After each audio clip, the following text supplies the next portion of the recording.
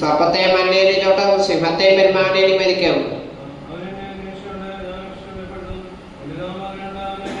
ഞാൻ അവനോട് ഉത്തര പറയും, ഞെറുക്കത്തിൽ ഞാൻ അവനോട് എന്ന് അവനെ ബലപ്പെടുത്തി ബഹുമാനിക്കും.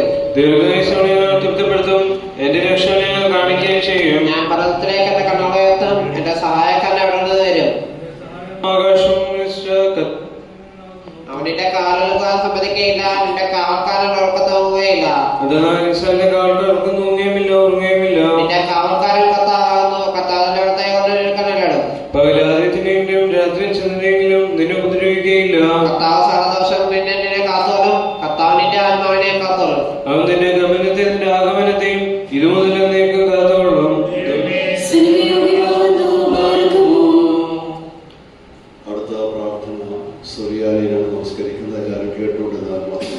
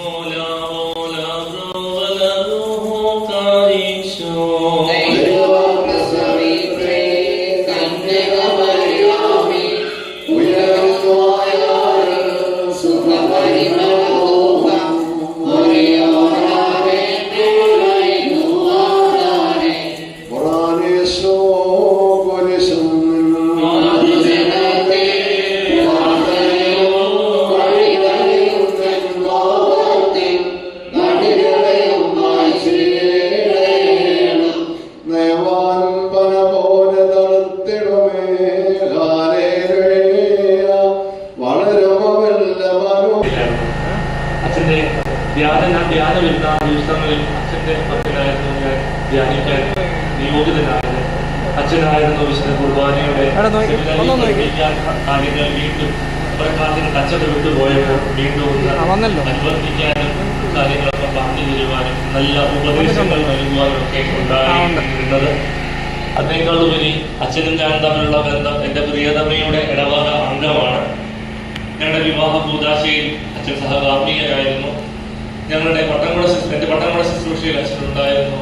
ഒത്തിരി നന്ദിയോടുകൂടി അല്ലാതെ അച്ഛനെ സ്മരിക്കുവാൻ ഒക്കുന്നില്ല. ആ വലിയ അവസരത്തിൽ വന്ദിനായ അച്ഛനെ നമ്മുടെ ചാപ്പലിലേക്ക് സ്വാഗതം ചെയ്യുന്നു. നമ്മുടെ ഇടവക അംഗം കൂടിയായിരിക്കുന്ന പുരയ്ക്കലച്ഛൻ, അച്ഛനെ സംബന്ധിച്ചിടത്തോളം പറഞ്ഞാൽ അച്ഛൻ അപരിചിതനല്ല. സ്വാഗതം പറഞ്ഞാൽ ഇപ്പൊ എന്നെ വഴക്കും പറയും. അതുകൊണ്ട് തന്നെ അച്ഛനോട് സ്വാഗതം പറയേണ്ട വ്യക്തി അല്ലാത്തതിനാൽ, പക്ഷെ ഔദ്യോഗികതയുടെ പേരിൽ മാത്രം നമ്മുടെ വലിയ അച്ഛനായിരിക്കുന്ന പുരയ്ക്കലച്ഛനെ ഈ വേദിയിലേക്ക് ഔദ്യോഗികതയുടെ പേരിൽ മാത്രം സ്വാഗതം പറയുന്നു. എല്ലാ കാര്യങ്ങളിലും നിർദ്ദേശങ്ങളായിട്ട്, ചില സാഹചര്യങ്ങളിൽ വഴക്ക് പറയുവാനും, ചില സാഹചര്യങ്ങളിൽ ശാസനയിലും, ചില സാഹചര്യങ്ങളിൽ ഏറ്റവും അഭിലഷണീയമായ രീതിയിലും സംസാരിച്ച് ഒരു കഴിവുള്ള വട്ടക്കാരനായി വാർത്തെടുക്കുന്നതിൽ ഒത്തിരി പങ്കുവഹിക്കുന്നുണ്ട് വന്ദിനായ അച്ഛൻ. അച്ഛനെ ഈ വേദിയിലേക്ക് ഔദ്യോഗികതയുടെ പേരിൽ സ്വാഗതം ചെയ്യുന്നു. ഈ കൺവെൻഷൻ അനുഭവങ്ങൾ ചുമ്മാ കാതുകൊണ്ട് കേട്ട് പോകുവാനുള്ള, കുറെ എഴുതി വെച്ചിട്ട് അങ്ങ് പോകുവാനുള്ള അവസരമായി കാണാതെ ഇത് എന്റെ ജീവിതത്തിൽ എങ്ങനെ എന്നെ രൂപാന്തരപ്പെടുത്തണം. വലിയൊരു പ്രത്യേകതയുണ്ട് ഇന്നത്തെ കൺവെൻഷൻ. ഇന്നലത്തെ കൺവെൻഷൻ കഴിഞ്ഞ വർഷത്തെ കൺവെൻഷൻ ആയിരുന്നു. ഇന്നത്തെ കൺവെൻഷൻ ഈ വർഷത്തെ കൺവെൻഷൻ. അങ്ങനത്തെ ഒരു രീതിയിലാണ് ദൈവം ഈ വർഷം നമ്മുടെ പെരുന്നാളിനെ ക്രമീകരിച്ചു വന്നത്. ഈ വർഷം നമുക്ക് കിട്ടുന്ന ദൂതുകൾ നമ്മുടെ ജീവിതത്തിലേക്ക് പുതിയ അനുവർത്തനം നമുക്ക് നൽകുവാനുള്ള അവസരങ്ങളായിട്ടും, ഇന്നലത്തെ ദൂത് കഴിഞ്ഞ വർഷത്തെ വിട പറയുന്നതിന് മുമ്പേ ഉള്ള ദൂത് മാത്രമായി കാണുവാൻ ദൈവം നമ്മളെ സഹായിക്കട്ടെ. നമ്മുടെ ജീവിതങ്ങളെ ഒരുക്കട്ടെ. എല്ലാവരെയും ഓൺലൈനിലും അല്ലാതെയും ഒക്കെ കണ്ടുകൊണ്ടിരിക്കുന്ന നമ്മുടെ സഹോദരങ്ങളെ എല്ലാവരെയും, ഭവനങ്ങളിൽ ഇരുന്ന് കേൾക്കുന്ന എല്ലാ ദൈവമക്കളെയും ഇതിലേക്ക് സ്വാഗതം ചെയ്തുകൊണ്ട് വാക്കുകൾ നിർത്തുന്നു. ദൈവത്തിന്റെ പരിശുദ്ധാത്മാവ് നമ്മെ വഴി നടത്തുമാറാകട്ടെ.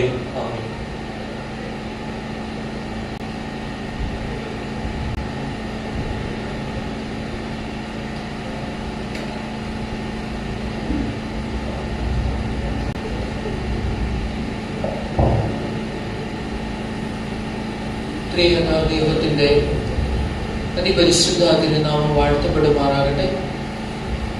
വന്യരായ ആചാര്യശ്രേഷ്ഠരെ, സ്നേഹമുള്ള മാതാപിതാക്കളെ, സഹോദരങ്ങളെ, കുഞ്ഞുങ്ങളെ, പരിശുദ്ധ സഭയും നമ്മുടെ ഇടവകയും നമ്മുടെ കാവൽ പിതാവായ മാർത്തോമാ ശ്ലീഹായുടെ പെരുന്നാളിലൂടെ കടന്നു പോവുകയാണ്. നമ്മുടെ ഇടവകയുടെ മധ്യസ്ഥനായ മാർത്തോമാ ശ്ലീഹായുടെ പെരുന്നാൾ ആഘോഷിക്കുമ്പോൾ ആ ഒരു പെരുന്നാൾ എപ്രകാരം അർത്ഥപൂർണമായിട്ട് നാം ആഘോഷിക്കണം, അതിലുപരിയായിട്ട് ആ വിശുദ്ധ കാവൽ പിതാവിന്റെ മധ്യസ്ഥതയിൽ നാം ആയിരിക്കണം എന്ന് നാം ചിന്തിക്കേണ്ടതുണ്ട്. ഇസ്രായേൽ ചരിത്രത്തിൽ പെരുന്നാളുകളെല്ലാം തന്നെ അവർക്ക് ഓർമ്മ പുതുക്കലിന്റെ അനുഭവങ്ങളായിരുന്നു. പെസഹ പെരുന്നാളും പെന്തക്കോസ്ത് പെരുന്നാളും ആദ്യഫല പെരുന്നാളും കൂടാര പെരുന്നാളും എല്ലാം അവർക്ക് ഓർമ്മ പുതുക്കലിന്റെ അനുഭവങ്ങളായിരുന്നു. അതായത് മൺമറഞ്ഞു പോയ തങ്ങളുടെ പൂർവികരെ ഓർക്കുന്നതിനും അതിലുപരിയായിട്ട് തങ്ങളുടെ ജീവിതത്തിൽ ഇന്നയോളം ഉണ്ടായ ദൈവ അനുഭവങ്ങളെ ഓർമ്മിക്കുന്നതിനും ഉള്ള അവസരങ്ങളായിരുന്നു ഓരോ പെരുന്നാളുകളും. മൺമറഞ്ഞു പോയ തങ്ങളുടെ പൂർവികരെ ഓർക്കുന്നതിനും തങ്ങളുടെ ജീവിതത്തിൽ ഇന്നയോളം ഉണ്ടായിട്ടുള്ള ദൈവ നടത്തിപ്പിന്റെ വൈഭവങ്ങളെ തിരിച്ചറിയുന്നതിനുമുള്ള അവസരങ്ങളായിരുന്നു ഓരോ പെരുന്നാളും. അതുകൊണ്ട് തന്നെ നമുക്ക് പറയാം, സഭയ്ക്ക് പെരുന്നാളുകൾ ഉണ്ടാകണം, ഇടവകയ്ക്ക് പെരുന്നാളുകൾ ഉണ്ടാകണം, നമുക്ക് ഓരോരുത്തർക്കും വ്യക്തിപരമായി പെരുന്നാളുകൾ ഉണ്ടാകണം. ഐ റിപ്പീറ്റ്, സഭയ്ക്ക് പെരുന്നാളുകൾ ഉണ്ടാകണം, ഇടവകയ്ക്ക് പെരുന്നാൾ വ്യക്തിപരമായി പെരുന്നാളുകൾ ഉണ്ടാകണം. പരിശുദ്ധ സഭ നമ്മുടെ കാവൽ പിതാവായ മാർ തോമാ ശ്ലീഹായുടെ ദുഃഖറോനോ പെരുന്നാൾ ആഘോഷിക്കുന്നു. നമ്മുടെ ഇടവകയും നമ്മുടെ കാവൽ പിതാവായ മാർ തോമാ ശ്ലീഹായുടെ ദുഃഖറോനോ പെരുന്നാൾ ആഘോഷിക്കുന്നു. എന്നാൽ നമുക്ക് എപ്രകാരമാണ് വ്യക്തിപരമായി പെരുന്നാളുകൾ ആഘോഷിക്കുവാനായിട്ട് സാധിക്കുന്നത്? പരിശുദ്ധ അമ്മയുടെയും പരിശുദ്ധന്മാരുടെയും ശുദ്ധിമതികളുടെയും ഓർമ്മകളിലൂടെ കടന്നു പോകുമ്പോൾ അവരുടെ ജീവിതത്തോട് ഒന്ന് താതാത്മ്യം പ്രാപിക്കുവാനും അവരുടെ ജീവിതത്തിലെ സുഹൃത്തുക്കളെ നമ്മുടെ ഉള്ളിൽ വഹിക്കുകയും ചെയ്യുമ്പോഴാണ് നമുക്ക് വ്യക്തിപരമായി പെരുന്നാളുകൾ ആഘോഷിക്കുവാനായിട്ട് സാധിക്കുന്നത്. പരിശുദ്ധ മാർ തോമാ ശ്ലീഹായുടെ ഓർമ്മയിലൂടെ കടന്നു പോകുമ്പോൾ അദ്ദേഹത്തിന്റെ വിശുദ്ധ ജീവിതത്തോട് ഒന്ന് താതാത്മ്യം പ്രാപിക്കുവാനും we must have a resemblance with the holy life of Saint Thomas and we have to receive the virtues of Saint Thomas. വിശുദ്ധ തോമാ ശ്ലീഹായുടെ ജീവിതത്തിലെ സുഹൃത്തുക്കളെ നമ്മുടെ ഉള്ളിൽ വഹിക്കുകയും ചെയ്യുമ്പോഴാണ് നമുക്ക് പെരുന്നാളുകൾ ആഘോഷിക്കുവാനായിട്ട് സാധിക്കുന്നത്. നമ്മുടെ ഈ ഇടവകയിലും നമ്മുടെ കാവൽ പിതാവായ മാർ തോമാ ശ്ലീഹായുടെ പെരുന്നാളിലൂടെ കടന്നു പോകുമ്പോൾ നമുക്കും ആ വിശുദ്ധന്റെ വിശുദ്ധ ജീവിതത്തോട് ഒന്ന് താതാത്മ്യം പ്രാപിക്കുവാനും ആ വിശുദ്ധന്റെ ജീവിതത്തിലെ സുഹൃത്തുക്കളെ നമ്മുടെ ഉള്ളിൽ വഹിക്കുകയും ചെയ്യുവാനായിട്ട് ദൈവത്തിന്റെ പരിശുദ്ധ രൂപ നമ്മെ ശക്തീകരിക്കട്ടെ എന്ന് ആമുഖമായിട്ട് ആശംസിക്കുകയും പ്രാർത്ഥിക്കുകയും ചെയ്യുന്നു. സിദ്ധാർത്ഥൻ ഗൗതമ ബുദ്ധനായിട്ട് ഈ ലോകത്തിന്റെ ജ്ഞാനമാർഗങ്ങളിലൂടെ സഞ്ചരിക്കുമ്പോൾ അദ്ദേഹത്തിന്റെ ഈ ലോകവാസം തീരാറായപ്പോൾ തന്റെ പ്രിയപ്പെട്ട ശിഷ്യന്മാരെ എല്ലാം അരികിൽ വിളിച്ചു. ബുദ്ധൻ മരണശയ്യയിലാണ്. ഇനി കുറച്ച് ദിവസങ്ങൾ മാത്രമേ അദ്ദേഹത്തിന് ഈ ലോകത്തിൽ ജീവിതമുള്ളൂ. അദ്ദേഹം തന്റെ പ്രിയപ്പെട്ട ശിഷ്യന്മാരെ എല്ലാവരെയും അടുത്ത് വിളിച്ചിട്ട് അവരോട് പറഞ്ഞു, എന്റെ ജീവിതത്തിൽ എന്റെ ഭൗതിക വസ്തുക്കളിൽ നിങ്ങൾക്ക് ആവശ്യമായിട്ടുള്ളത് എന്താണെന്ന് ചോദിച്ചുകൊള്ളുക, അവ ഞാൻ നിങ്ങൾക്ക് തരാം. എന്റെ ഇഹലോക ജീവിതം അവസാനിക്കുമാറായിരിക്കുന്നു. ഇനിയും ഈ വസ്തുക്കൾ കൊണ്ട് എനിക്ക് വലിയ പ്രയോജനം ഒന്നുമില്ല. അതുകൊണ്ട് നിങ്ങൾക്ക് ആവശ്യമുള്ള വസ്തുക്കൾ നിങ്ങൾ എന്നോട് ചോദിച്ചു കൊള്ളുക എന്ന് പറഞ്ഞു. ഓരോ ശിഷ്യരായിട്ട് മുൻപോട്ട് കടന്നു വന്നിട്ട് ബുദ്ധനോട് അദ്ദേഹത്തിന്റെ മേലങ്കിയും അദ്ദേഹത്തിന്റെ കമണ്ഡലവും മറ്റ് അദ്ദേഹത്തിന്റെ ഭൗതിക വസ്തുക്കളുമൊക്കെ ചോദിച്ചു വാങ്ങി. അപ്പോൾ ഏറ്റവും പിറകിലായിട്ട് ബുദ്ധന്റെ പ്രിയപ്പെട്ട ശിഷ്യൻ ആനന്ദൻ നിൽക്കുന്നുണ്ടായിരുന്നു.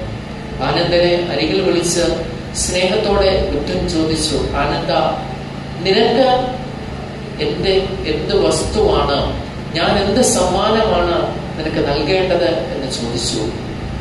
ആനന്ദൻ രണ്ടിലൊന്ന് ആലോചിക്കാതെ ശ്രീ ബുദ്ധനോട് പറഞ്ഞു, ഗുരു, എനിക്ക് അങ്ങയുടെ മജ്ജ നൽകി അനുഗ്രഹിച്ചാലും എന്ന് പറഞ്ഞു. എനിക്ക് അങ്ങയുടെ മജ്ജ നൽകി അനുഗ്രഹിച്ചാലും എന്ന് പറഞ്ഞു.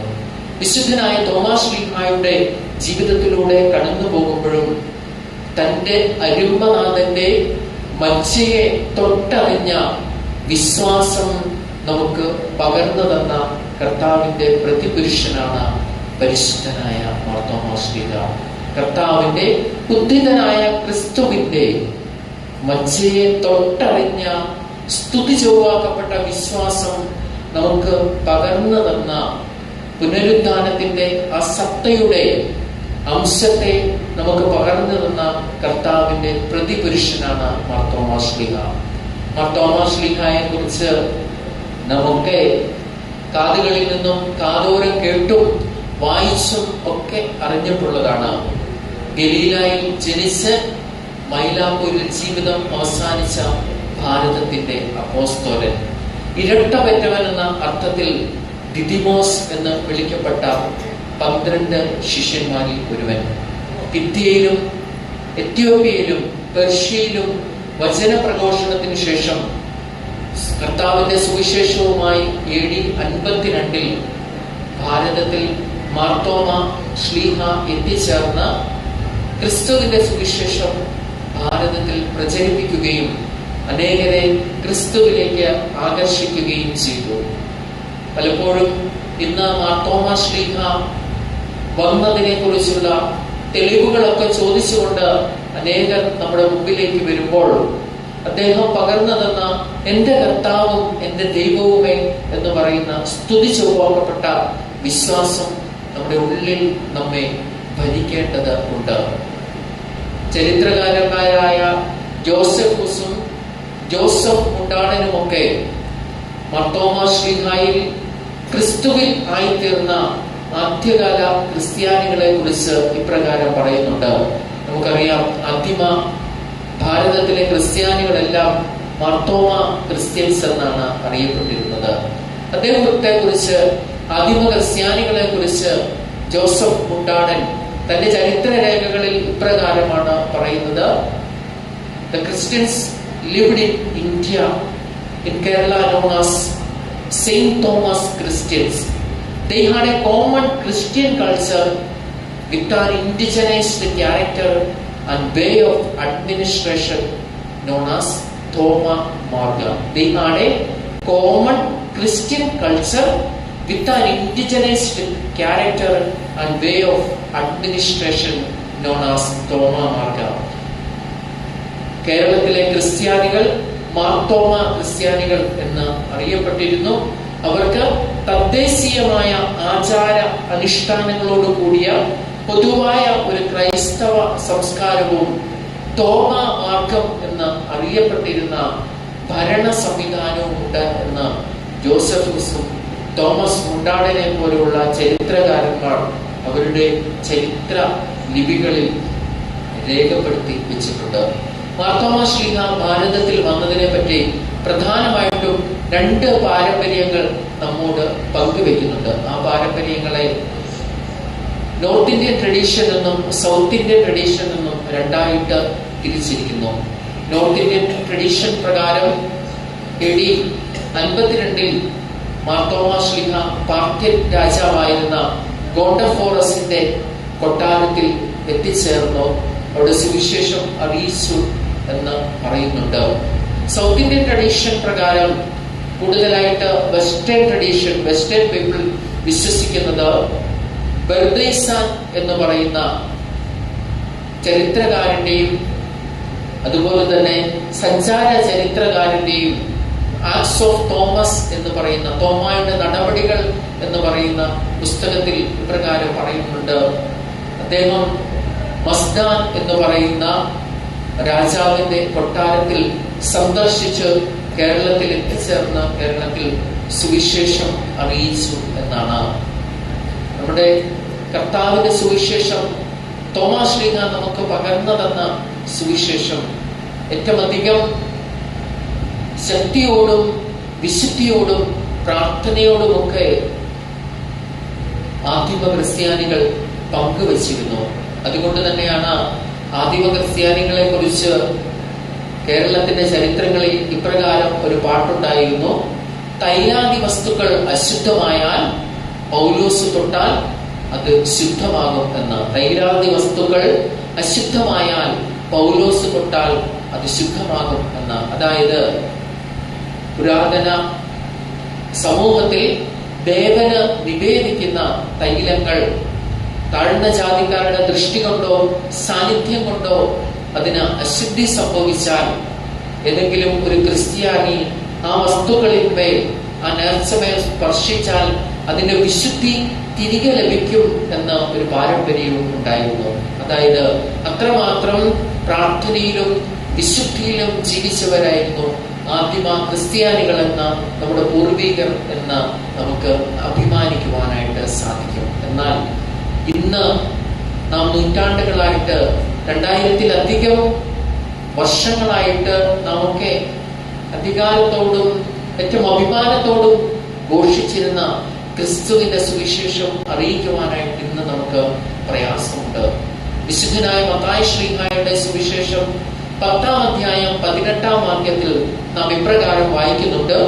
അവർ നിങ്ങളെ ന്യായാധിപ സഭകളിൽ ഏൽപ്പിക്കുകയും തങ്ങളുടെ പള്ളികളിൽ വെച്ച് ചമ്മട്ടി കൊണ്ട് അടിക്കുകയും എന്റെ നിമിത്തം നാടുവാഴികൾക്കും രാജാക്കന്മാർക്കും മുമ്പിൽ കൊണ്ടുപോവുകയും ചെയ്യും. അതവർക്കും ജാതികൾക്കും ഒരു സാക്ഷ്യമായിരിക്കും.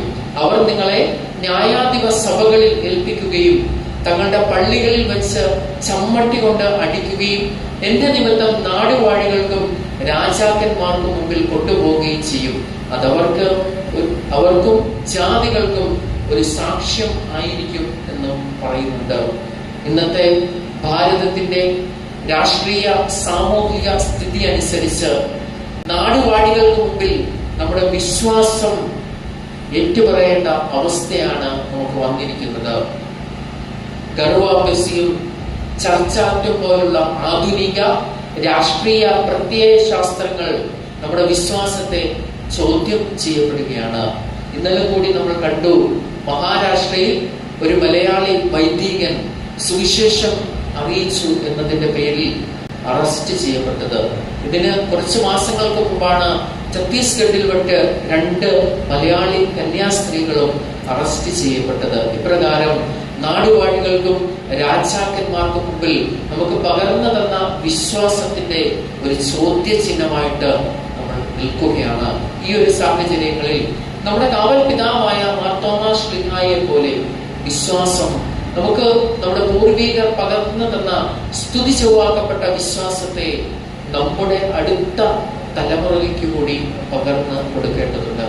ഈ ഒരു അവസരത്തിൽ പരിശുദ്ധനായ പൗലോസ് ശ്ലീഹാ ഫിലിപ്പിയർക്ക് എഴുതിയ ലേഖനം 3-ാം അധ്യായം 10-ാം വാക്യത്തെ ആസ്പദമാക്കി 2 ചിന്തകൾ നിങ്ങളോട് പങ്കുവയ്ക്കുവാനായിട്ട് ആഗ്രഹിക്കുന്നു. പരിശുദ്ധനായ പൗലോസ് ശ്ലീഹാ ഫിലിപ്പിയർക്ക് എഴുതിയ ലേഖനം 3-ാം അധ്യായം 10-ാം വാക്യം, അതിൽ ഇപ്രകാരമാണ് എഴുതിയിരിക്കുന്നത്: അവനിൽ ഇരിക്കേണ്ടതിനും അവന്റെ മരണത്തോട് അനുരൂപപ്പെട്ടിട്ട് അവനെയും അവന്റെ പുനരുദ്ധാനത്തിന്റെ ശക്തിയെയും അവന്റെ കഷ്ടാനുഭവങ്ങളുടെ കൂട്ടായ്മയും അനുഭവിച്ച് അറിയേണ്ടതിനും തന്നെ. That I may know him, the power of his resurrection and the fellowship of his sufferings, being conformed to his death. അവനിൽ ഇരിക്കേണ്ടതിനും അവന്റെ മരണത്തോട് അനുരൂപപ്പെട്ടിട്ട് അവനെയും അവന്റെ പുനരുദ്ധാനത്തിന്റെ ശക്തിയെയും അവന്റെ കഷ്ടാനുഭവങ്ങളുടെ കൂട്ടായ്മയും അനുഭവിച്ച് അറിയേണ്ടതിനും തന്നെ. ഈ ഒരു വാക്യത്തിന്റെ അർത്ഥം പൂർണ്ണമായിട്ട് മനസ്സിലാകണമെങ്കിൽ ഇതിന് തൊട്ടു മുൻപുള്ള 9-ാം വാക്യവും ഇതിന് ശേഷമുള്ള 11-ാം വാക്യം കൂടി നാം ഒന്ന് ചേർത്ത് വായിച്ചെങ്കിൽ മാത്രമേ ഈ ഒരു വാക്യത്തിന്റെ പൂർണ്ണമായ അർത്ഥതലം നമുക്ക് മനസ്സിലാകുകയുള്ളൂ. നിങ്ങൾ സമയം പോലെ നിങ്ങളുടെ ഭവനങ്ങളിൽ ചെന്ന് വായിച്ചാൽ മതിയാകും. നമുക്ക് ഈ ഒരു വേദഭാഗത്തിന്റെ പശ്ചാത്തലം ഒന്ന് മറിച്ചു നോക്കാം. നിങ്ങളുടെ കൈകളിലുള്ള ബൈബിൾ സൊസൈറ്റി ഓഫ് ഇന്ത്യയുടെ ബൈബിൾ ഒന്ന് മറിച്ചു നോക്കുമ്പോൾ അതിന്റെ ഏറ്റവും പിറകു വശത്തായിട്ട് കുറച്ച് ഭൂപടങ്ങളൊക്കെ കൊടുത്തിട്ടുണ്ട്. അതിൽ പരിശുദ്ധനായ പൗലോസ് ശ്ലീഹാ മിഷനറി യാത്ര ചെയ്ത സ്ഥലങ്ങൾ രേഖപ്പെടുത്തിയിട്ടുണ്ട്. അതിൽ പരിശുദ്ധനായ പൗലോസ് ശ്ലീഹായുടെ 2ാം മിഷനറി യാത്രയിലാണ് പരിശുദ്ധനായ പൗലോസ് ശ്ലീഹാ ഫിലിപ്പിയ പട്ടണത്തിൽ എത്തിച്ചേരുന്നത് എന്ന് നമുക്ക് മനസ്സിലാക്കുവാനായിട്ട് സാധിക്കും. ആ ഭൂപടം നോക്കിയാൽ നമുക്ക് മനസ്സിലാക്കാം. കിഴക്കൻ മക്കധോനിയയിലെ പ്രധാന തുറമുഖ പട്ടണങ്ങളിൽ ഒന്നായിരുന്നു ഫിലിപ്പിയ പട്ടണം. മഹാനായ അലക്സാണ്ടർ ചക്രവർത്തിയുടെ പിതാവായ ഫിലിപ്പ് 2-ാമനാണ് ഈ പട്ടണം പണി കഴിപ്പിച്ചത്. അതുകൊണ്ട് തന്നെ ഫിലിപ്പ് 2-ാമൻ ചക്രവർത്തിയുടെ പേരിലാണ് ഫിലിപ്പിയ പട്ടണം അറിയപ്പെടുന്നത്. പരിശുദ്ധനായ പൗലോസ് ശ്ലീഹാ തന്റെ 2ാമത്തെ മിഷനറി യാത്രയിൽ അദ്ദേഹത്തിന് ത്രോവാസിൽ വെച്ച് ഒരു ദർശനം ഉണ്ടായിട്ട് പൗലോസ് ശ്ലീഹായും അദ്ദേഹത്തിന്റെ സഹയാത്രികരായ ശീലാസും തിമോത്തിയോസും ലൂക്കോസും ഒപ്പം ത്രോവാസിൽ നിന്ന് കിഴക്കൻ മക്കധോനിയയിലെ തുറമുഖ പട്ടണമായ ഫിലിപ്പിയിൽ എത്തിച്ചേരുകയും അവിടെ സുവിശേഷം അറിയിച്ച് യൂറോപ്പിലെ ആദ്യത്തെ സഭയായ ഫിലിപ്പി സഭ സ്ഥാപിക്കുകയും ചെയ്തു. അപ്പോസ്തല പ്രവൃത്തികൾ 11-ാം അധ്യായത്തിൽ ഇക്കാര്യങ്ങളൊക്കെയും വിവരിക്കുന്നുണ്ട്. വീണ്ടും പരിശുദ്ധനായ പൗലോസ് ശ്ലീഹാ തന്റെ 3ാമത്തെ മിഷണറി യാത്രയിൽ വീണ്ടും ഫിലിപ്പിയിലെ സഭയിൽ എത്തിച്ചേരുകയും ഫിലിപ്പിയിലെ ജനങ്ങളെ വിശ്വാസത്തിൽ ഉറപ്പിക്കുകയും ചെയ്യുന്നു. ഫിലിപ്പിയ ലേഖനം മറ്റ് ലേഖനങ്ങളിൽ നിന്നും വ്യത്യസ്തമായ ഒരു ലേഖനമാണ്.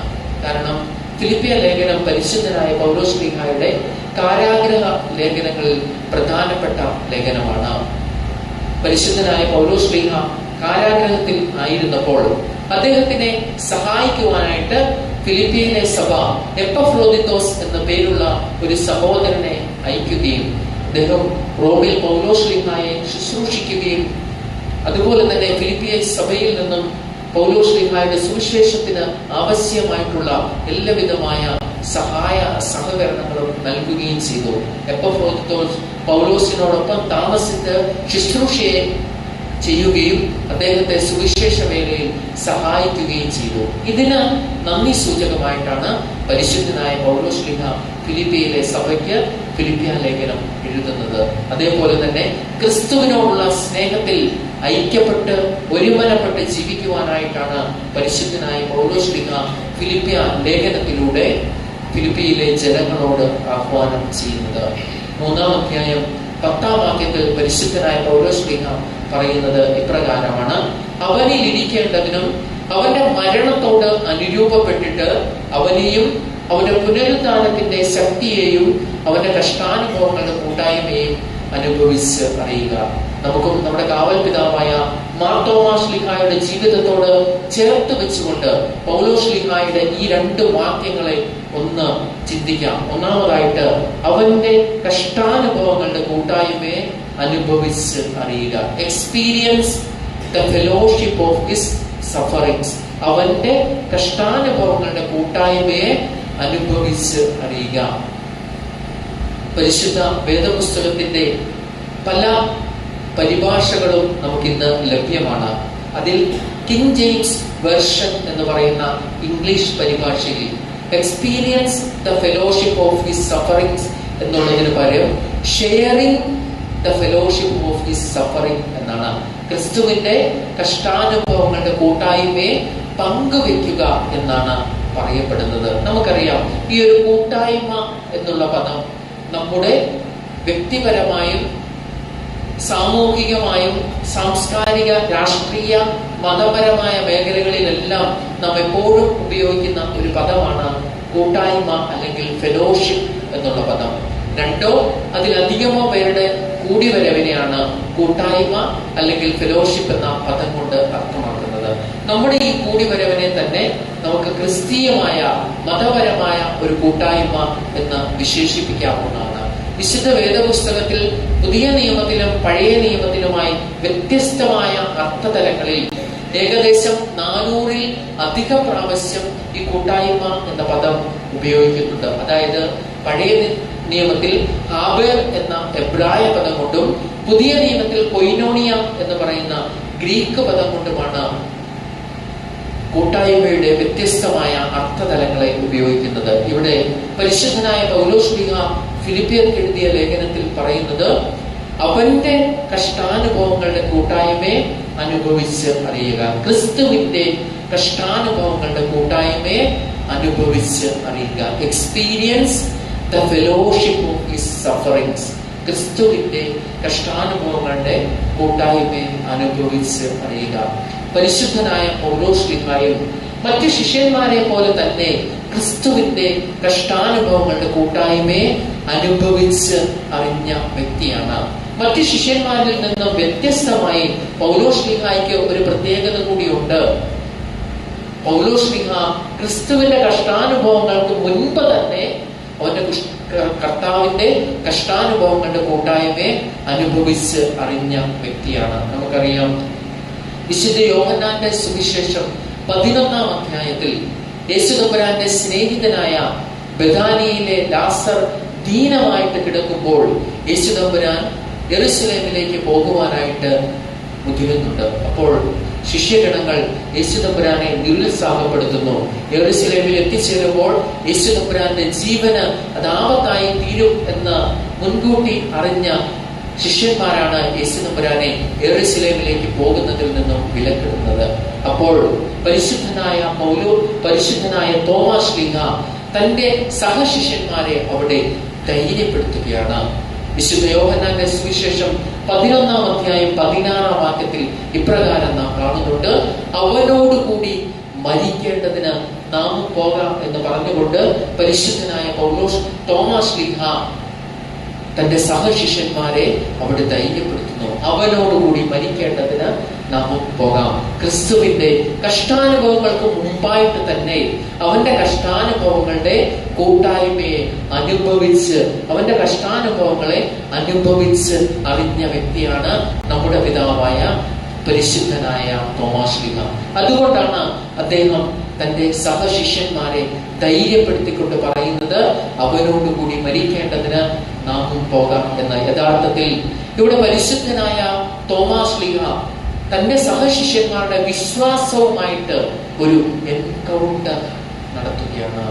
Saint Thomas make an encounter with the faith of his fellow disciple. തന്റെ സഹശിഷ്യന്മാരുടെ വിശ്വാസവുമായിട്ട് ഒരു എൻകൗണ്ടർ നടത്തുകയാണ് പരിശുദ്ധനായ പൗലോശ്ലീഹ.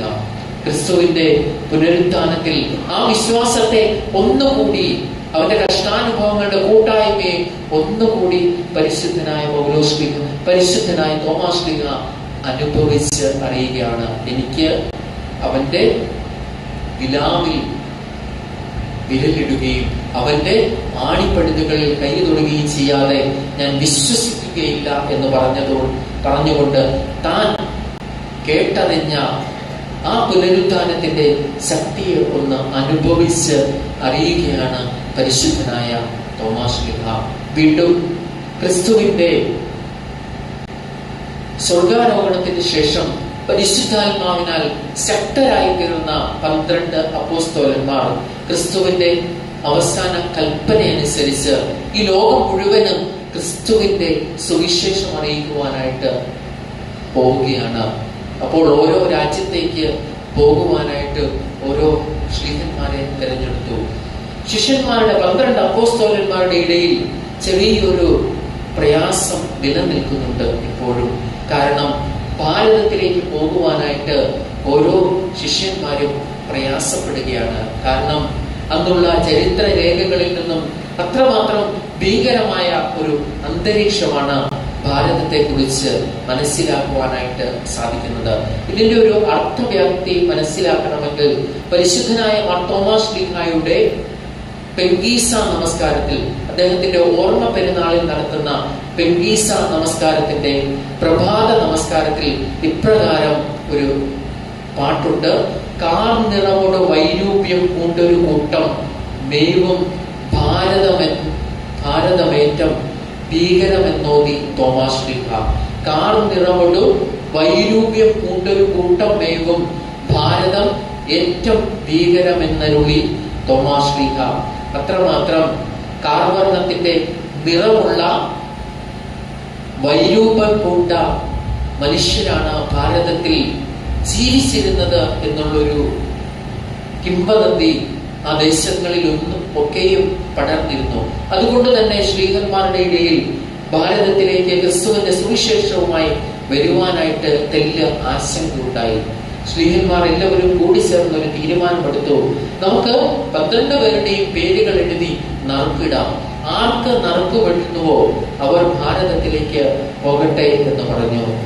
പരിശുദ്ധനായ തോമാശ്ലീഹായ്ക്ക് ഭാരതത്തിൽ സുവിശേഷം അറിയിക്കുവാനായിട്ട് നറുക്ക് വന്നു. വളരെ പ്രയാസത്തോടുകൂടി ഭാരതത്തിലേക്ക് വരുവാനായിട്ട് ആശങ്കപ്പെട്ടിരുന്ന തോമാശ്ലീഹായെ യേശുദമ്പുരാൻ ധൈര്യപ്പെടുത്തുകയാണ്. നീ തനിച്ചല്ല പോകുന്നത്, നിന്നോടുകൂടെ സഹയാത്രികനായിട്ട് ഞാനും ഭാരതത്തിലേക്ക് വരും. അവിടെ എല്ലാ കഷ്ടങ്ങളിൽ നിന്നും ഞാൻ നിന്റെ കൂടെ ഇരുന്ന് നിന്നെ വിടുവിക്കും എന്ന് പറഞ്ഞുകൊണ്ട് യേശുദമ്പുരാൻ ഭാരതത്തിലേക്ക് പോകുവാനായിട്ട് തോമാശ്ലീഹായെ ധൈര്യപ്പെടുത്തുകയാണ്. അങ്ങനെ യേശുദമ്പുരാൻ തന്നെ ഹാവാൻ എന്ന് പറയുന്ന ഒരു പേർഷ്യൻ കച്ചവടക്കാരന് ഒരു ദാസനെ പോലെ, ഒരു അടിമയെ പോലെ തോമാശ്ലീഹായി വിൽക്കപ്പെട്ടു. അങ്ങനെ തോമാശ്ലീഹ ഭാരതത്തിൽ എത്തി. വീണ്ടും പെങ്കീസ നമസ്കാരത്തിൽ ഇപ്രകാരം പറയുന്നുണ്ട്. ഒരു കല്യാണത്തിന് തോമാശ്ലീഹായെ അതിഥിയായിട്ട് ക്ഷണിക്കപ്പെട്ടു. എന്നാൽ അവിടെ മദ്യലഹരിയിൽ ഉന്മത്തനായ ഒരു മനുഷ്യൻ തോമാശ്ലീഹായുടെ ചെകിട്ടത്ത് അടിച്ചു. എന്നാൽ ആ മനുഷ്യൻ വെള്ളമെടുക്കുവാനായിട്ട് പോയപ്പോൾ കാട്ടിൽ നിന്നും ഒരു സിംഹം വന്ന് അവന്റെ വലത് കൈ കടിച്ച് ചീന്തി.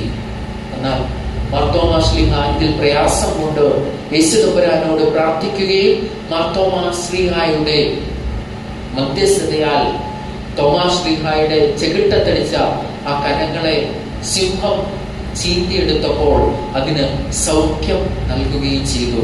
നമ്മുടെ കർത്താവ് തന്റെ കുരിശുമരണത്തിന് തൊട്ടു മുമ്പായിട്ട് ഗത്സമന തോട്ടത്തിൽ പ്രാർത്ഥിച്ചുകൊണ്ടിരുന്നപ്പോൾ മഹാപുരോഹിതന്റെ ദാസനായ മൽക്കോസിന്റെ കാത് പത്രോസ് ശ്ലീഹ തന്റെ വാളുകൊണ്ട് അറുത്തെടുത്തപ്പോൾ വാളെടുക്കുന്നവൻ വാളാൽ വീഴും, നിന്റെ വാൾ ഉറയിൽ ഇടുക എന്ന് പറഞ്ഞുകൊണ്ട് പത്രോസ് ശ്ലീഹായെ അടക്കിയ യേശുദമ്പുരാൻ ആ മൽക്കോസ് എന്ന ദാസന്റെ കാതുകൾ തിരികെ അവിടെ സൗഖ്യം നൽകുകയാണ് ചെയ്തത്. തന്റെ അരുമനാഥനായ ഗുരുവിനെ പോലെ തന്റെ ചെകിട്ടത്തടിച്ച ആ കരങ്ങൾ ശിക്ഷിക്കപ്പെട്ടപ്പോൾ ആ കരങ്ങളെ വീണ്ടും സൗഖ്യം നൽകി ആ മനുഷ്യനെ യഥാസ്ഥാനപ്പെടുത്തിക്കൊണ്ട് പരിശുദ്ധനായ തോമാ ശ്ലീഹായും ക്രിസ്തുവിന്റെ കഷ്ടാനുഭവങ്ങളോട് കൂട്ടായ്മ അനുഭവിക്കുന്നതായിട്ട് നമുക്ക് കാണുവാനായിട്ട് സാധിക്കും. എന്റെ കർത്താവും എന്റെ ദൈവവും എന്ന് പറഞ്ഞുകൊണ്ട് കുന്തമേറ്റ ആ തെരുവിലാവിൽ സ്പർശിച്ചപ്പോൾ യഥാർത്ഥത്തിൽ മാർത്തോമാ ശ്ലീഹായും തന്റെ അരുമനാഥന്റെ കഷ്ടാനുഭവങ്ങളുടെ കൂട്ടായ്മയെ അനുഭവിച്ച് അറിയുകയാണ്. ആ ക്രിസ്തുവിന്റെ തിരുവിലാവിലെ ആ മുറിവിനെ മാർത്തോമാ ശ്ലീഹായും തന്റെ ജീവിതത്തിൽ സ്പർശിച്ചപ്പോൾ ആ മുറിവുകളെ തന്റെ വിലാവിലും സ്പർശിക്കുകയാണ്, തന്റെ വിലാവിലും വഹിക്കുകയാണ് ചെയ്യുന്നത്. അതുകൊണ്ടാണ് ചരിത്രരേഖകളിൽ പറയുന്നത് പോലെ കുന്തത്താൽ കുത്തേറ്റ് ക്രിസ്തുവിനെ പോലെ ആ തിരുവിലാവിലെ മുറിവുകളെ മാർത്തോമാ ശ്ലീഹായും തന്റെ ശരീരത്തിൽ വഹിക്കുകയാണ് ചെയ്യുന്നത്. മാർത്തോമാ ശ്ലീഹായുടെ ജീവിതത്തോട് ചേർത്ത് വെക്കുമ്പോൾ പരിശുദ്ധനായ പൗലോസ് ശ്ലീഹ നമ്മോട് പറയുന്നത് ക്രിസ്തുവിന്റെ കഷ്ടാനുഭവങ്ങളുടെ കൂട്ടായ്മയെ അനുഭവിച്ച് അറിയുക. Experience the fellowship of his sufferings. അവന്റെ കഷ്ടാനുഭവങ്ങളുടെ കൂട്ടായ്മയെ അനുഭവിച്ച് അറിയുക. വിശുദ്ധ വേദപുസ്തകത്തിലൂടെ കടന്നു പോകുമ്പോൾ ക്രിസ്തുവിന്റെ കഷ്ടാനുഭവങ്ങളുടെ കൂട്ടായ്മയെ അനുഭവിച്ചറിഞ്ഞ അനേകം വ്യക്തിത്വങ്ങളെ നമുക്ക് കാണുവാനായിട്ട് സാധിക്കും. ദൈവമാതാവായ പരിശുദ്ധ കന്യക മറിയാം അമ്മയും പരിശുദ്ധ 12 അപ്പോസ്തലന്മാരും യേശുദമ്പുരാന്റെ കുരിശിൻ ചുവട്ടിലോളം അവനെ പിന്തുടർന്ന സ്ത്രീകളും യേശുദമ്പുരാന്റെ മുഖത്തു നിന്ന് രക്തകണങ്ങളെ തന്റെ കൈലേസ് കൊണ്ട് ഒപ്പിയെടുത്ത വെറോണിക്കായും യേശുദമ്പുരാന്റെ കുരിശിനെ ചുമക്കുവാനായിട്ട് സഹായിച്ച കുറേനക്കാരനായ സീമോനുമെല്ലാം യേശുദമ്പുരാന്റെ കഷ്ടാനുഭവങ്ങളുടെ കൂട്ടായ്മയെ അനുഭവിച്ച് അറിഞ്ഞവരാണ്. എന്നാൽ ഇതിൽ നിന്ന് വ്യത്യസ്തമായ ഒരു കൂട്ടായ്മയുടെ അനുഭവം വിശുദ്ധ വേദപുസ്തകത്തിൽ നമുക്ക് കാണാം. തന്റെ അരുമനാഥനേക്കാൾ ഉപരിയായിട്ട് താൻ നെഞ്ചോട് ചേർത്ത് പിടിച്ച ആ 30 വെള്ളിക്കാശിന് മൂല്യമുണ്ടെന്ന് തെറ്റിദ്ധരിച്ച യൂദാസ് കറിയോത്ത യേശുദമ്പുരാനെ ഒറ്റി കൊടുത്തുകൊണ്ട് വഞ്ചനയുടെ ചതിവിന്റെ ഒരു കൂട്ടായ്മയുടെ അനുഭവം നമുക്ക് കാണിച്ചു തരുന്നുണ്ട്. നീതിയുടെ തുലാസിൽ തൂക്കി നോക്കിയപ്പോൾ തന്റെ അരുമനാഥനായ ഗുരുവിനേക്കാൾ ആ 30 വെള്ളിക്കാശിന് മൂല്യമുണ്ടെന്ന് യൂദാസ് കറിയോത്ത തെറ്റിദ്ധരിച്ചു. നമുക്കും നമ്മുടെ കാവൽ പിതാവായ മാർത്തോമാ ശ്ലീഹായുടെ പെരുന്നാളിലൂടെ കടന്നു പോകുമ്പോൾ ഒന്ന് ചിന്തിച്ചു നോക്കാം. എനിക്ക് ക്രിസ്തുവിനോടുള്ള കൂട്ടായ്മയുടെ അനുഭവം എപ്രകാരമാണ്? പരിശുദ്ധ അമ്മയെയും നമ്മുടെ കാവൽ പിതാവായ മാർത്തോമാ ശ്ലീഹായെയും പരിശുദ്ധ 12 അപ്പോസ്തലന്മാരെയും കുറേനക്കാരനായ സീമോനെയും വെറോണിക്കയെ പോലെയും വിശുദ്ധ ശ്ലീഹന്മാരെയും സഹദേവന്മാരെയും പരിശുദ്ധന്മാരെയും പോലെ അവന്റെ കഷ്ടാനുഭവങ്ങളെ അനുഭവിച്ച് അറിയുന്ന കൂട്ടായ്മയുടെ അനുഭവമാണോ? മറിച്ച് യൂദാസ് കറിയാത്തോയെ പോലെ നീതിയുടെ തുലാസിൽ തൂക്കി നോക്കുമ്പോൾ ഈ ലോകത്തിലെ ധനത്തിനും പദവിക്കും അധികാരങ്ങൾക്കും വേണ്ടി ക്രിസ്തുവിനെ ഒറ്റുകൊടുക്കുന്ന കൂട്ടായ്മയുടെ അനുഭവമാണോ നമുക്ക് ഉള്ളത്? നമുക്കും നമ്മുടെ കാവൽ പിതാവായ മാർത്തോമാ ശ്ലീഹായെ പോലെ പരിശുദ്ധനായ പൗലോസ് ശ്ലീഹ നമ്മെ ഉത്ബോധിപ്പിക്കുന്നത് പോലെ നമുക്കും അവന്റെ കഷ്ടാനുഭവങ്ങളുടെ കൂട്ടായ്മയെ അനുഭവിച്ച് അറിയാം. Experience the fellowship of his sufferings. രണ്ടാമതായിട്ട് ഫിലിപ്പിയ ലേഖനം 3-ാം അധ്യായം 10-ാം വാക്യത്തിൽ പരിശുദ്ധനായ പൗലോസ്ലീഹ നമ്മെ ഉത്ബോധിപ്പിക്കുന്നത് experience the power of his resurrection. അവന്റെ പുനരുത്ഥാനത്തിന്റെ ശക്തിയെ അനുഭവിച്ച് അറിയുക. ക്രിസ്തുവിന്റെ പുനരുത്ഥാനത്തിന്റെ ശക്തിയെ അനുഭവിച്ച് അറിയുക. നമുക്കറിയാം യേശു തമ്പുരാന്റെ ശ്ലീഹന്മാരെല്ലാവരും തന്നെ ക്രിസ്തുവിന്റെ പുനരുത്ഥാനത്തിന്റെ ശക്തിയെ അനുഭവിച്ച് അറിഞ്ഞവരാണ്. യേശു തമ്പുരാന്റെ ക്രൂശ് മരണം കണ്ട് പിന്തിരിഞ്ഞോടിയ ശ്ലീഹന്മാർ അവന്റെ പുനരുത്ഥാനത്തിന്റെ ശേഷം ഒരുമിച്ച് കൂടി ക്രിസ്തുവിന് വേണ്ടി കാത്തിരിക്കുന്നവരാണ്. അപ്രകാരം കാത്തിരുന്ന പരിശുദ്ധാത്മാവിന് വേണ്ടി കാത്തിരുന്ന ശ്ലീഹന്മാർ പരിശുദ്ധാത്മാവിനായി ശക്തി ധരിച്ചിട്ട് യെരുശലേമിലും സമരിയയിലും യഹൂദയിലും ഭൂമിയുടെ അറ്റത്തോളം ക്രിസ്തുവിന്റെ സാക്ഷികളായി തീരുകയും ക്രിസ്തുവിന് വേണ്ടി രക്തസാക്ഷികളായി തീരുകയും ചെയ്തു. ശ്ലീഹന്മാരെല്ലാവരും തന്നെ ക്രിസ്തുവിന്റെ പുനരുത്ഥാനത്തിന്റെ ശക്തിയെ അനുഭവിച്ച് അറിഞ്ഞവരാണ്. എന്നാൽ മറ്റ് ശിഷ്യന്മാരിൽ നിന്നും വ്യത്യസ്തമായ ഒരു കൂട്ടായ്മയുടെ അനുഭവം തോമാസ് ശ്ലീഹ നമ്മോട് പങ്കുവെക്കുന്നുണ്ട്. തോമാസ് ശ്ലീഹ അനുഭവിച്ചറിഞ്ഞ ആ പുനരുത്ഥാനത്തിന്റെ ശക്തി തൊട്ടറിഞ്ഞ വിശ്വാസത്തിന്റെ ഉണ്മയാണ്. തോമാസ് ശ്ലീഹ തൊട്ടറിഞ്ഞ വിശ്വാസത്തിന്റെ ഉടമയാണ്. മറ്റു ശിഷ്യന്മാരുടെ ഉദ്ധാനാനുഭവം ലോകത്തിന് പങ്കുവച്ചിട്ടുണ്ട്. അപ്പോസ്തല പ്രവർത്തികളുടെ ആദ്യ അധ്യായങ്ങളിലൊക്കെ ഈ ഉദ്ധാനത്തിന്റെ അനുഭവം ലോകത്തിന് പങ്കുവെക്കുന്ന ശിഷ്യന്മാരുടെ വലിയ ഭാഷ്യം നമുക്ക് കാണുവാനായിട്ട് സാധിക്കുന്നു. ആദിമ ക്രൈസ്തവരുടെ ഇടയിൽ പരമ്പരാഗതമായ ഒരു വിശ്വാസം ഉണ്ടായിരുന്നു. നടന്നു പോകുന്ന പത്രോസിന്റെ നിഴൽ വീണാൽ പോലും തങ്ങളുടെ രോഗികൾക്ക് സൗഖ്യം ലഭിക്കുമെന്ന്. യോഹന്നാൻ ശ്ലീഹായുടെ വെളിപാട് പോലും പത്മോസ് ദ്വീപിൽ വെച്ച് അദ്ദേഹത്തിന് ലഭിച്ച പുനരുത്ഥാനത്തിന്റെ ശക്തിയുടെ ദർശനമാണ്, അല്ലെങ്കിൽ വെളിപാടിന്റെ പ്രകടനമാണ്, അല്ലെങ്കിൽ ബാഹ്യമായ ഒരു ബഹിസ്ഫുരണമാണ് നമുക്ക് കാണുവാനായിട്ട് സാധിക്കുന്നത്. ഞാൻ ആദ്യം ഓർമ്മിപ്പിച്ചതുപോലെ ശ്രീബുദ്ധന്റെ ശിഷ്യനായ ആനന്ദൻ ശ്രീബുദ്ധന്റെ മത്സ്യങ്ങളെ ചോദിച്ചു വാങ്ങിയതുപോലെ ഉദ്ധിതനായ യേശു തമ്പുരാന്റെ മത്സ്യയെ, അവന്റെ ഉദ്ധിതമായ ആ ശരീരത്തെ തൊട്ടറിഞ്ഞ വിശ്വാസമാണ്, ആ പുനരുദ്ധാനത്തിന്റെ ശക്തിയാണ് പരിശുദ്ധനായ തോമാസ് ശ്ലീഹായും നമ്മോട് പങ്കുവെക്കുന്നത്. യഥാർത്ഥത്തിൽ അത് തന്നെയാണ് ക്രൈസ്തവ വിശ്വാസത്തിന്റെയും അടിസ്ഥാനം. ആ തൊട്ടറിഞ്ഞ പുനരുത്ഥാനത്തിന്റെ ശക്തിയാണ് പരിശുദ്ധനായ തോമാസ് ശ്ലീഹ നമ്മോട് പങ്കുവെക്കുന്നത്. തന്റെ ശരീരത്തോട്, തന്റെ വിരലുകളോട്, തന്റെ ശരീരത്തിന്റെ മുറിവുകളോട്, തന്റെ കഷ്ടതകളോട്, തന്റെ വേദനകളോട് സ്പർശിച്ച് അനുഭവിച്ച് അറിയുന്ന ഒരു പങ്കുവെക്കലാണ് തോമാസ് ശ്ലീഹ നമുക്കും പങ്കുവെച്ചു തരുന്നത്. എന്റെ കർത്താവും എന്റെ ദൈവവും എന്ന് പറഞ്ഞുകൊണ്ട് ഉദ്ധിതനായ യേശു തമ്പുരാനെ സ്പർശിച്ചതിലൂടെ ഉദ്ധിതനായ ക്രിസ്തുവിന്റെ പുനരുദ്ധാനത്തിന്റെ ശക്തിയെ പരിശുദ്ധനായ തോമാസ് ശ്ലീഹ അനുഭവിച്ച് അറിയുന്നു.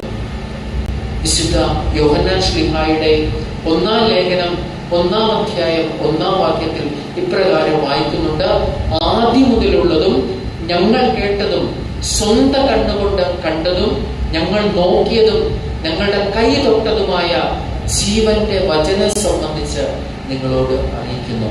ആദ്യം മുതലുള്ളതും ഞങ്ങൾ കേട്ടതും ഞങ്ങളുടെ സ്വന്തം കണ്ണുകൊണ്ട് കണ്ടതും ഞങ്ങൾ നോക്കിയതും ഞങ്ങളുടെ കൈ തൊട്ടതുമായ ജീവന്റെ വചനം സംബന്ധിച്ച് നിങ്ങളോട് അറിയിക്കുന്നു എന്ന് പരിശുദ്ധനായ തോമാസ് ശ്ലീഹ കേട്ടതും കണ്ടതും കൈ തൊട്ട് അനുഭവിച്ച് അറിഞ്ഞതുമായ പുനരുദ്ധാനത്തിന്റെ ശക്തിയെയാണ് പരിശുദ്ധനായ തോമാസ് ശ്ലീഹായും നമുക്ക് പങ്കുവെച്ചു തരുന്നത്. നമ്മുടെ കാവൽ പിതാവായ മാർ തോമാസ് ശ്ലീഹായുടെ ഈ ഓർമ്മയിലൂടെ കടന്നു പോകുമ്പോൾ പരിശുദ്ധനായ പൗലോസ് ശ്ലീഹ നമ്മെ ഉത്ബോധിപ്പിക്കുന്നത് പോലെ നമുക്കും ക്രിസ്തുവിന്റെ കഷ്ടാനുഭവങ്ങളുടെ കൂട്ടായ്മയെ അനുഭവിച്ച് അറിയാം. ക്രിസ്തുവിന്റെ സുവിശേഷത്തിന് വേണ്ടി എത്രമാത്രം കഷ്ടാനുഭവങ്ങളുടെ കൂട്ടായ്മയെ നമ്മുടെ കാവൽ പിതാവായ നമ്മുടെ പിതാവായ തോമാസ് ശ്ലീഹ അനുഭവിച്ച് അറിഞ്ഞുവോ, ആ പരിശുദ്ധ പിതാവിനെ പോലെ നമുക്കും നമ്മുടെ ജീവിതത്തിൽ ക്രിസ്തുവിന്റെ കഷ്ടാനുഭവങ്ങളുടെ കൂട്ടായ്മയെ അനുഭവിച്ച് അറിയാം. Experience the fellowship of his sufferings. അവന്റെ കഷ്ടാനുഭവങ്ങളുടെ കൂട്ടായ്മയെ അനുഭവിച്ച് അറിയാം. രണ്ടാമതായിട്ട് അവന്റെ പുനരുത്ഥാനത്തിന്റെ ശക്തിയെ നമുക്ക് അനുഭവിച്ച് അറിയാം. നമ്മുടെ കാവൽ പിതാവായ മാർ തോമാസ് ശ്ലീഹായെ പോലെ മാർ തോമാസ് ശ്ലീഹ നമുക്ക് പകർന്നു തന്ന ആ സ്തുതി ചൊവ്വാക്കപ്പെട്ട താൻ തൊട്ടറിഞ്ഞ ആ പുനരുത്ഥാനത്തിന്റെ ശക്തിയെയും നമുക്ക് അനുഭവിച്ച് അറിയാം. നമ്മുടെ ജീവിതത്തിൽ കഷ്ടതകളും പ്രയാസങ്ങളും ഉണ്ടാകുമ്പോൾ ആ കഷ്ടതകളെയും പ്രയാസങ്ങളെയും എല്ലാം നമുക്ക് ക്രിസ്തുവിന്റെ കഷ്ടാനുഭവങ്ങളുടെ കൂട്ടിച്ചേർക്കാം.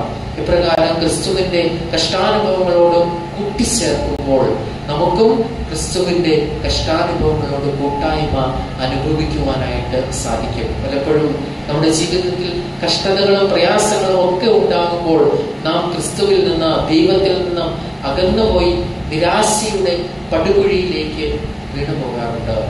നമ്മുടെ കാവൽ പിതാവായ തോമാസ് ശ്ലീഹായുടെ ജീവിതം നമ്മെ സാക്ഷിക്കുന്നത് നമ്മുടെ ജീവിതത്തിൽ കഷ്ടതകളും പ്രയാസങ്ങളും ഉണ്ടാകുമ്പോൾ അവയെ ക്രിസ്തുവിന്റെ കഷ്ടാനുഭവങ്ങളോട് കൂട്ടിച്ചേർക്കണം.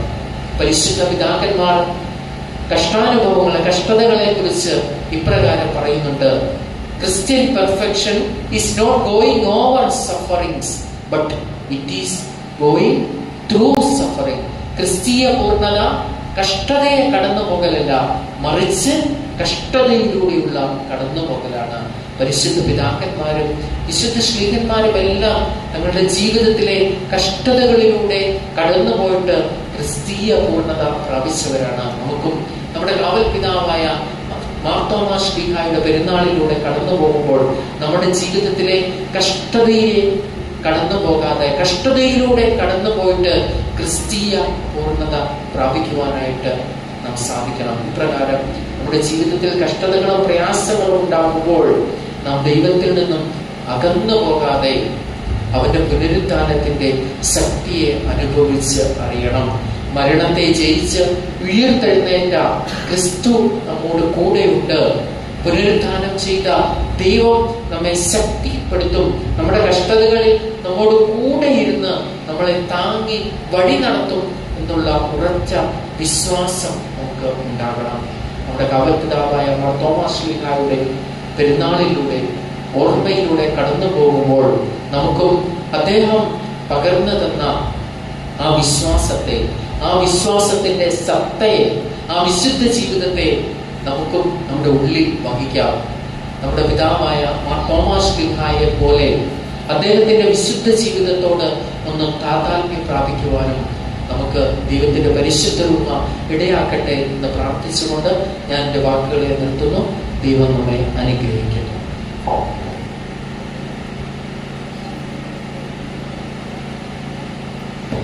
ഒരു ഗാനം പാടി ഇപ്പോൾ ഈ സമയം സ്തോത്രകാഴ്ചയ്ക്കായി ഉപയോഗിക്കുന്നതാണ്. വിശ്വാസ ജീവിത പടവിൽ ഞാൻ സിയോൻ നഗരിയിൽ പോകുന്നു. ഞാൻ വിശ്വാസനായകൻ യേശുവെ നോക്കി വിശ്രമദേശത്തു പോകുന്നു. ഞാൻ വിശ്വാസനായകൻ യേശുവെ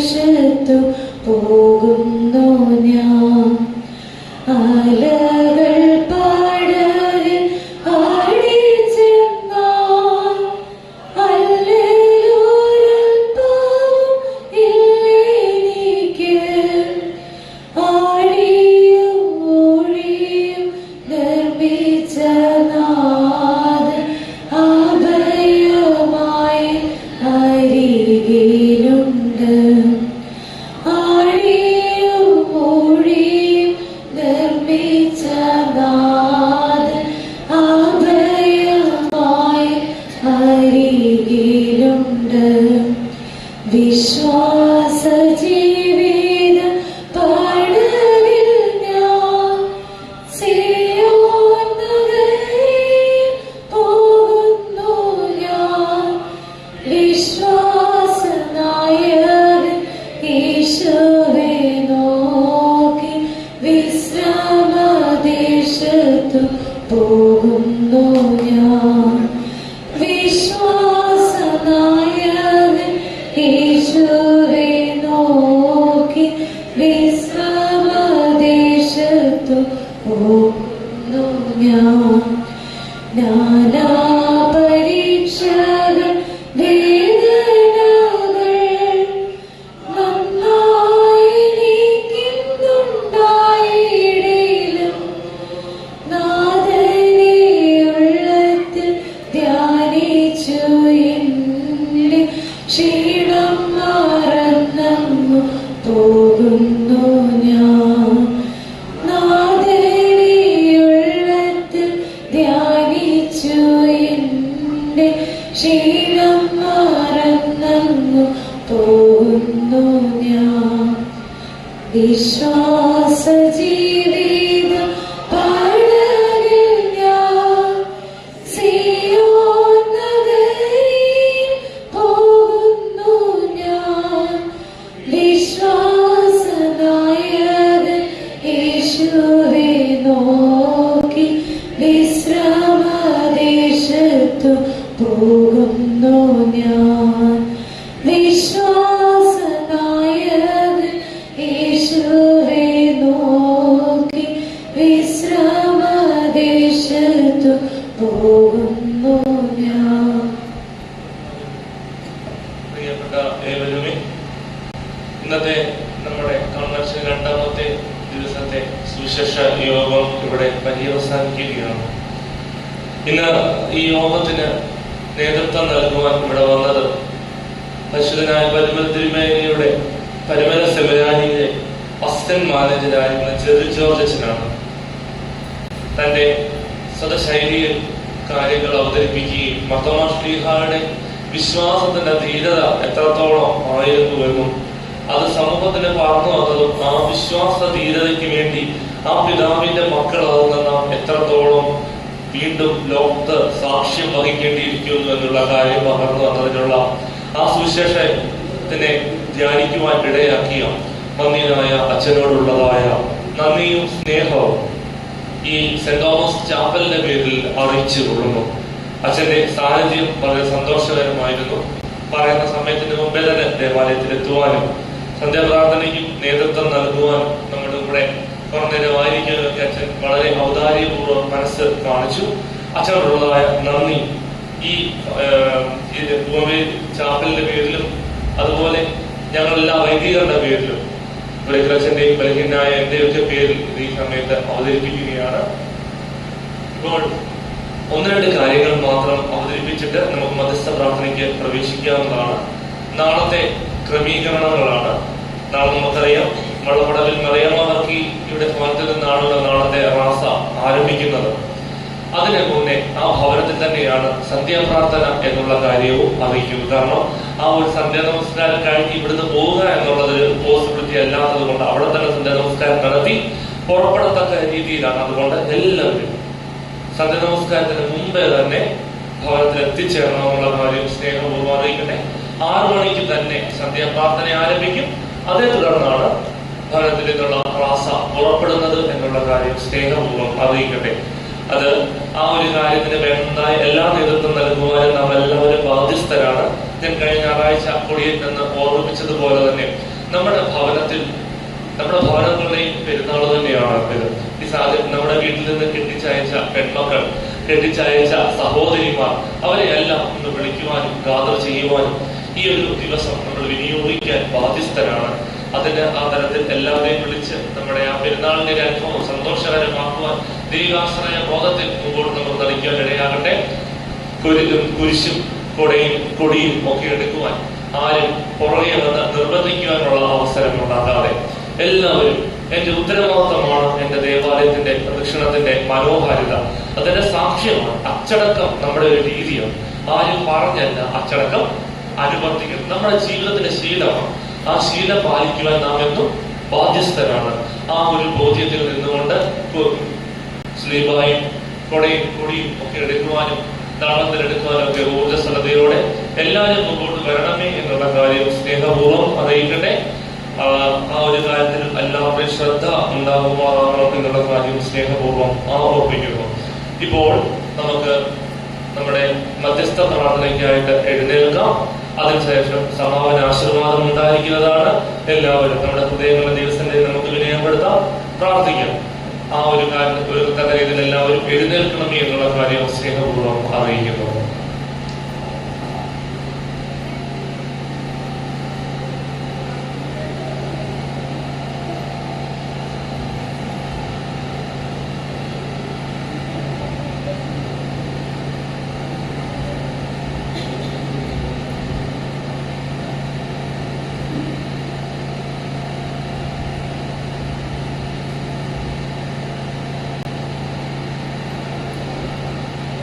ഇന്ന്